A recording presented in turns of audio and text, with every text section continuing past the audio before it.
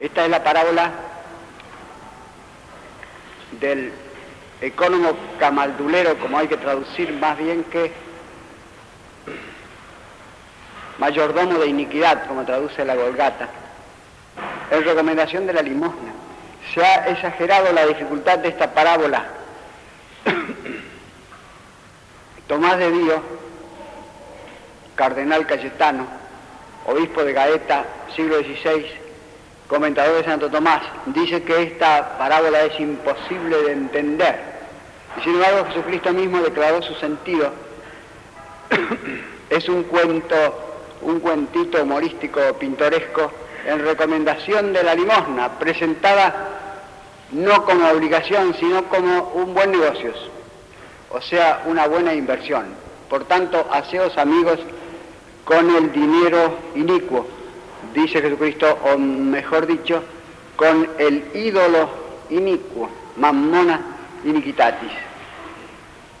Lo que le daba en rostro a Tomás de Dío es que aquí Jesucristo aprobó y alabó a un ladrón, dice él. Pues tendría que probar que es un ladrón este administrador, lo cual el texto no lo da.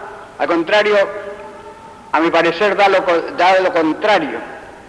Pues esa palabra que aquí han traducido deshonesto, el patrón alabó a este administrador deshonestos,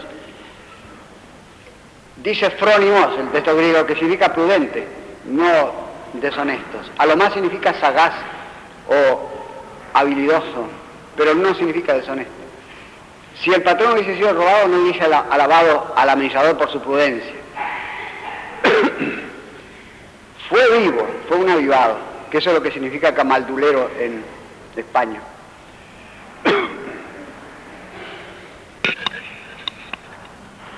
Por lo tanto, vamos a considerar la limosna, la obligación de la limosna,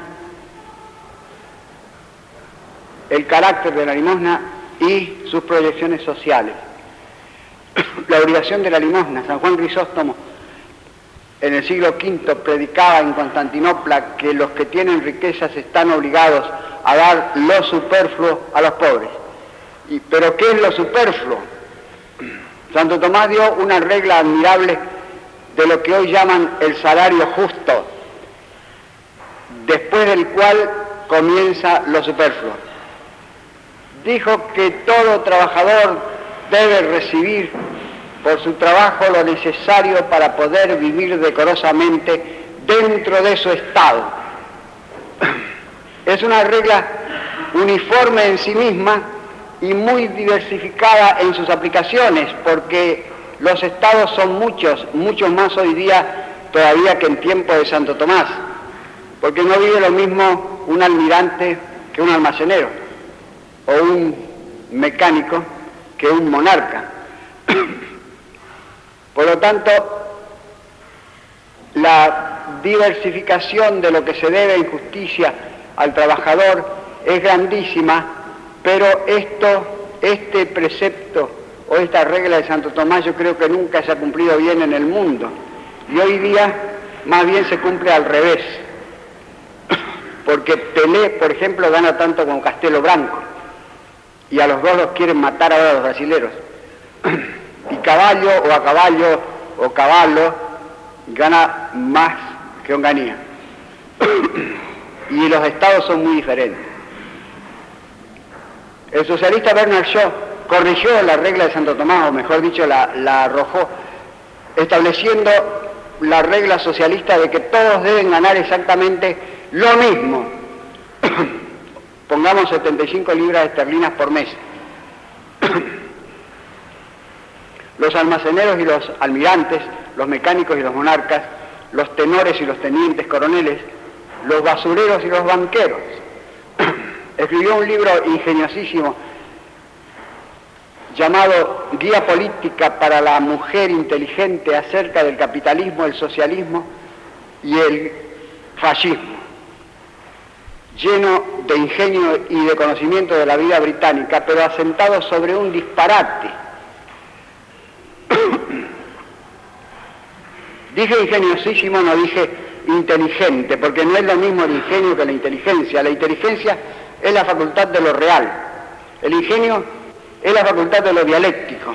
El ingenio sirve para discutir y la inteligencia sirve para saber las cosas como son. Bernard Shaw es tal vez el hombre más ingenioso que ha existido en el mundo, excepto don Francisco de Quevedo. Pero no es inteligente, es un sofista y un bufón. Yo pensé en escribir otro libro parecido, Política para Mujeres, con el principio de Santo Tomás, que todo hombre debe recibir por su trabajo lo necesario para que pueda vivir decorosamente dentro de su estado o según su estado. Escribí 3 o 4 cuadernos y después lo abandoné. No sé bien por qué. Puede ser que pensé que las mujeres no deben meterse en política.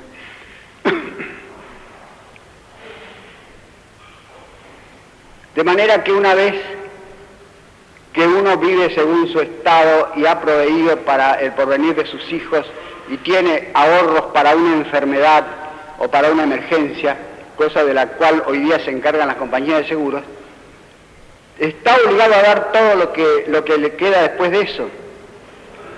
Jesucristo no habló nunca de obligación, recomendó a la limosna de todas las maneras posibles, incluso presentándola como una buena inversión del dinero a cobrar en la otra vida. Pero no dijo nada como deber bajo pecado. Y Santo Tomás, por tanto, responde que si uno le niega la limosna a un pobre que le pide, no peca, a no ser en 3 casos. Primer caso, cuando se tratara de restitución, o sea, cuando son bienes mal habidos o robados, que se han recibido en herencia, por ejemplo. Entonces el confesor le dirá tranquilamente que tiene obligación de restituir eso, y si no conoce ya al dueño verdadero de esos bienes, tiene que darlo a los pobres, tiene que darlos a los pobres.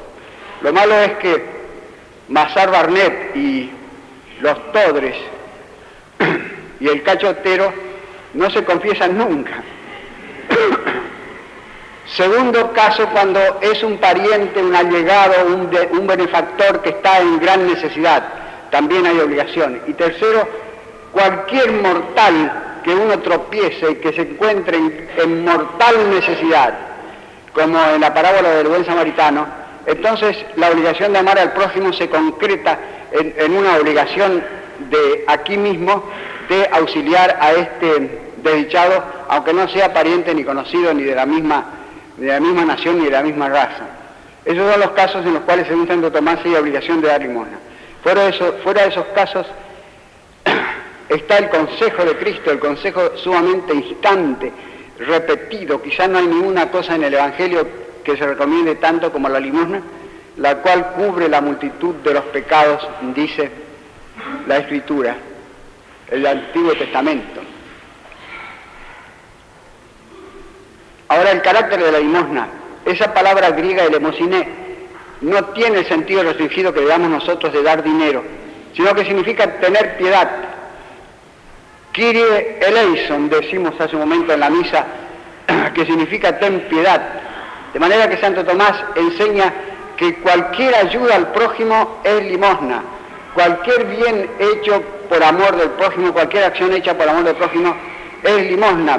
Por ejemplo, dar consejo, dar buen consejo, corregir al que yerra, enseñar al que no sabe, soportar las debilidades y flaquezas del prójimo, aunque esto último fino a un cierto punto. La necedad no se debe soportar absolutamente, sino hasta cierto punto. De modo que, según Santo Tomás, todos podemos hacer limosna, los ricos y los pobres, y esta limosna espiritual es más valiosa que la limosna temporal. Y también esas virtudes que los paganos ponderaban tanto, la munificencia y la magnificencia, son limosna, son caridad cristiana. La munificencia significa la facilidad en dar regalos, donativos, préstamos, de munus, que significa regalo en latín, y la magnificencia consiste en hacer grandes obras de provecho común, como iglesias, bibliotecas, museos, asilos, etcétera, con tal que no sean el Museo del Fútbol Argentino que estaban por hacer ahora, o la exposición de la filatelia, o la biblioteca José Ingenieros, que había proyectado Rabanal con 12 bibliotecarios. Hasta ahí no llega la caridad. Lo tercero son las proyecciones sociales de la caridad, de la limosna, entendida así. Simplemente suprimiría la cuestión social, la llamada cuestión social, o bien le quitaría todo su filo. Donoso Cortés escribe que en los grandes siglos cristianos la limosna entendida así como caridad total y como caridad personal, porque no es propiamente caridad la que hace el Estado oficialmente, es repartir dinero. La caridad es la que se hace con discreción y con amor, o sea, personalmente, como hacen las damas ayudantes de los hospitales o los caballeros de San Lázaro actualmente. Sobre esto se podría hacer un gran sermón, pero lo omito porque enseguida me voy a encontrar que estoy hablando contra los casinos y contra la lotería, que es el impuesto a los onzos, decía el conde de Cabur. O bien estoy hablando contra los premios literarios, de los cuales nunca me han dado ninguno, ni yo tampoco quiero, ni a la fuerza lo admitiría, porque son limosna mal hecha, todas esas cosas del Estado, suelen ser limosna mal hecha. Por lo tanto, dice Donoso Cortés, que en otro tiempo la Iglesia suprimió la cuestión social con la caridad y que hoy día no hay solución a la cuestión social sin la caridad. En efecto, los socialistas dicen que no quieren limosnas porque son degradantes, que ellos quieren justicia que no es degradante. Y en realidad lo que es degradante es morirse de hambre por falta de alguien que lo ayude. Es verdad, eso es lo verdaderamente degradante.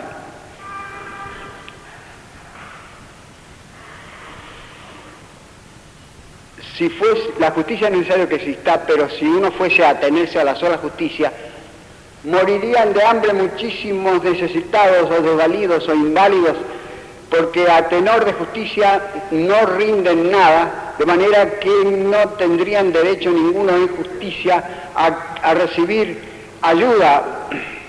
Y los padres expenden por sus hijos muchísimo dinero y muchos años de cuidados y de servicios por puro amor y sin que tengan derecho en justicia a que les den todo eso, porque por el momento no retribuyen nada.